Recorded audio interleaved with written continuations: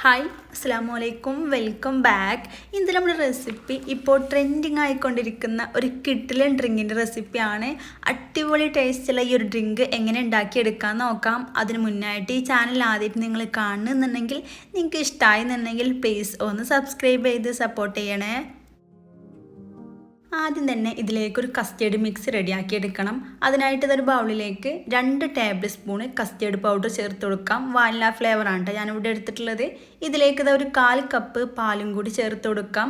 നന്നായിട്ട് തിളപ്പിച്ചെടുത്തതിന് ശേഷം തണുപ്പിച്ചെടുത്തിട്ടുള്ള പാലാണ് കേട്ടോ എടുത്തിട്ടുള്ളത്. ഇത് നല്ല പോലെ മിക്സ് ചെയ്ത് കൊടുക്കാം. കട്ടിയൊന്നുമില്ലാതെ തന്നെ മിക്സാക്കി എടുത്തിട്ടുണ്ട്. ഇത് ഈ രീതിയിൽ മിക്സായിട്ട് വന്നാൽ ഇതവിടെ ഇരിക്കട്ടെ. ഇതൊരു സൈഡിലേക്ക് അങ്ങ് മാറ്റി വെക്കാം. ഇനി ഇതിലേക്ക് കുറച്ച് ക്യാരറ്റ് വേവിച്ചതും കൂടെ ആവശ്യമായിട്ടുണ്ട്. 2 മീഡിയം സൈസുള്ള ക്യാരറ്റ് കുക്കറിലിട്ട് നല്ല പോലെ വേവിച്ചെടുത്തിട്ടുള്ളതാണ്. ഇതുപോലെ സോഫ്റ്റായി കിട്ടുന്നവരെ വേവിച്ചെടുക്കണം. കുറച്ച് വെള്ളം ഒഴിച്ചെടുത്തതിന് ശേഷം 2-3 വിസിൽ വരുന്നവരെ വേവിച്ചെടുത്താൽ മതി. അത് തണുത്തതിന് ശേഷം വേണം കേട്ടോ ഈ ഒരു മിക്സിന് ജാറിലേക്ക് ചേർക്കാനായിട്ട്. കൂടെ തന്നെ ഒരു 1/2 കപ്പ് പാലും കൂടി ചേർത്ത് കൊടുക്കാം. ഇനി ഇതിലേക്ക് മധുരത്തിന് ആവശ്യമായിട്ട് ഒരു 1/2 ടിന്ന് മിൽക്ക് മെയ്ഡാണ് ചേർത്ത് കൊടുക്കുന്നത്. 200 ഗ്രാമിൻ്റെ ടിന്നിൻ്റെ പകുതിയോളം ഞാനിതിലേക്ക് ചേർത്ത് കൊടുക്കുന്നുണ്ട്. ഇതിലേക്ക് ഒരു മിൽക്ക് മെയ്ഡ് ഉണ്ടെങ്കിൽ അതന്നെ ചേർത്ത് കൊടുക്കുക. അത് ചേർക്കുമ്പോഴാണ് നല്ല ടേസ്റ്റ് ഉണ്ടാകുക. ഇല്ലയെന്നുണ്ടെങ്കിൽ പഞ്ചസാര എടുത്താലും മതിയാകും. ഇതായി ഒരു 1/2 ടിന്നോളം ചേർത്തിട്ടുണ്ട്. ഇതിലേക്ക് കറക്റ്റായിട്ടുള്ള മധുരമാണ് കേട്ടോ ഉള്ളത്. നല്ല പോലെ ഒന്ന് അടിച്ചിട്ടെടുക്കാം.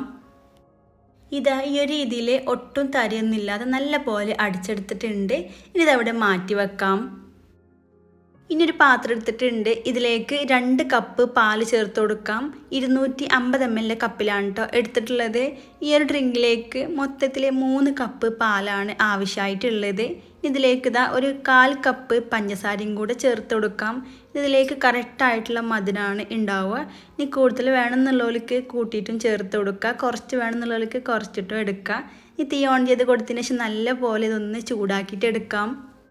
നല്ല പോലെ ചൂടായിട്ട് വരുമ്പോൾ ഇതിലേക്ക് നമ്മൾ നേരത്തെ മിക്സാക്കി വെച്ചിട്ടുള്ള കസ്റ്റേർഡ് പൗഡർ അത് ഇതുപോലെ ഒന്ന് മിക്സ് ചെയ്ത് കൊടുത്തതിന് ശേഷം ഇതിലേക്ക് ഫുള്ളായിട്ട് അങ്ങ് ചേർത്ത് കൊടുക്കാം. എന്നിട്ട് ചേർത്ത് കഴിഞ്ഞാൽ പിന്നെ തീ കൂട്ടി വെക്കരുത്. തീ ഏറ്റവും ലോ ഫ്ലെയിമിലേക്ക് ആക്കി കൊടുക്കുക. എന്നിട്ട് കൈ വെക്കാതെ ഇളക്കിക്കൊണ്ടിരിക്കണം. നല്ല പോലെ തിളച്ചിട്ട് ചെറുതായിട്ടൊന്ന് കുറുകിയിട്ട് ഈ ഒരു കസ്റ്റേർഡ് പൗഡറിൻ്റെ റോ ടേസ്റ്റൊക്കെ ഒന്ന് മാറിയിട്ട് വരണം. അതുവരേക്കും ഈ ഒരു രീതിയിൽ അങ്ങ് മിക്സ് ആക്കിയിട്ട് എടുക്കാം.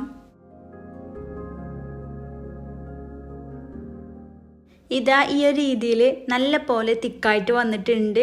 ഇത്രയും തിക്നെസ് മതിയിട്ട് ഒത്തിരി അങ്ങ് തിക്കാക്കിയിട്ട് വറ്റിച്ചെടുക്കണമെന്നില്ല. ഇനി തീ ഓഫ് ചെയ്ത് കൊടുക്കുക.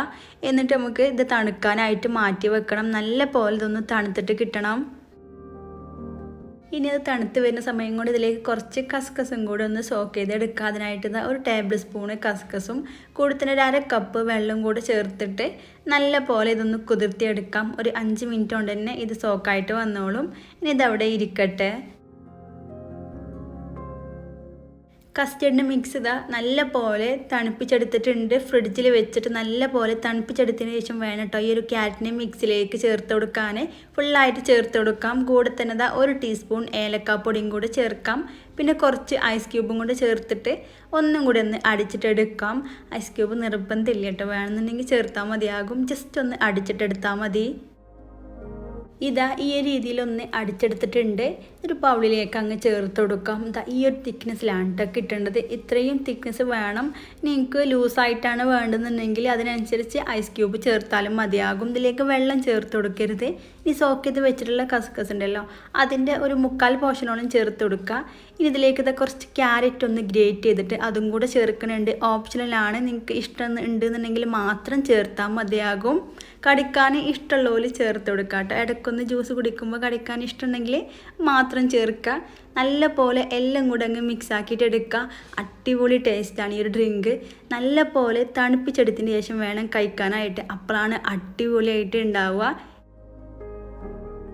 ഇതിലേക്ക് നിങ്ങൾക്ക് ഇഷ്ടമുള്ള നട്ട്സോ ഫ്രൂട്ട്സോ എന്ത് വേണമെങ്കിലും ചേർത്ത് കൊടുക്കുക. ഇനി അങ്ങനെ അല്ലാന്നുണ്ടെങ്കിൽ പ്ലെയിൻ ആയിട്ടും കുടിക്കാൻ നല്ല ടേസ്റ്റാണ്. ഒന്നും ചേർക്കാതെ പ്ലെയിൻ ആയിട്ടും ഈ ഒരു ജ്യൂസ് ഉണ്ടാക്കിയെടുക്കുക. അടിപൊളി ടേസ്റ്റാണ്.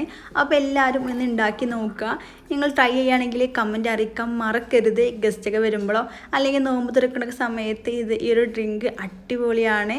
നന്നായിട്ട് തണുപ്പിച്ചെടുത്തതിന് ശേഷം വേണം കഴിക്കാനായിട്ട്. ഇപ്പോൾ വീഡിയോ ഇഷ്ടമായെങ്കിൽ ലൈക്ക് ചെയ്യുക, ഫ്രണ്ട്സിനും ഫാമിലിക്കും ഒന്ന് ഷെയർ ചെയ്ത് കൊടുക്കുക. വീണ്ടും അടിപൊളിയായിട്ടുള്ള റെസിപ്പി ആയിട്ട് കാണാം. താങ്ക്